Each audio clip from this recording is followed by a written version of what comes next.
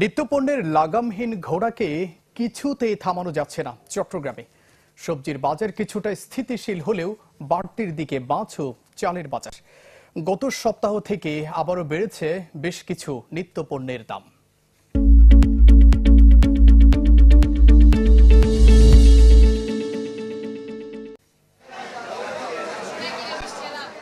সমুদ্রে মাছ ধরার নিষেধাজ্ঞা শেষ, বাজারে আসছে নানা রকমের মাছও। তবুও চট্টগ্রামের বাজারে কিছুতেই কমছে না দাম।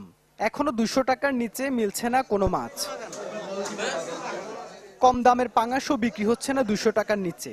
তেলাপিয়া আর লইট্টা বিক্রি হচ্ছে 250 টাকায়। মাছের রাজা ইলিশে তো হাত দেয়াই দায়, কিনতে হলে গুনতে হচ্ছে কেজিতে 2000 টাকা। 10 টাকা বেড়ে 180 টাকা বিক্রি হচ্ছে ব্রয়লার মুরগি। একই অবস্থা গরু ও খাসির মাংস। মাছ ও মাংসের বাজারে এসে দীর্ঘশ্বাস ফেলছেন সাধারণ ক্রেতারা। লটিয়া মাছ গতকালকে পশু ছিল 300 টাকা, 350 টাকা বড়টা, আর ছোটটা বিক্রি করতেছে যে 240 250। আজকের দাম কমছে, 170 টাকা ছিল, আজকে 180 টাকা চলো।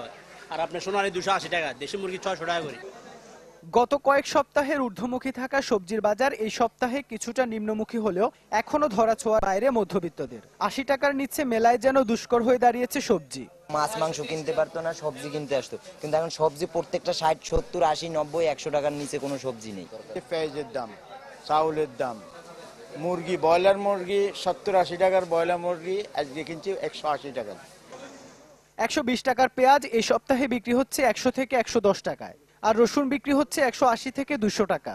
অস্থির রয়েছে চালের বাজার। 48 টাকার মোটা চালও এখন বেড়ে দাঁড়িয়েছে 55 টাকায়। সয়াবিন তেলও লিটারে 2-3 টাকা বেড়েছে।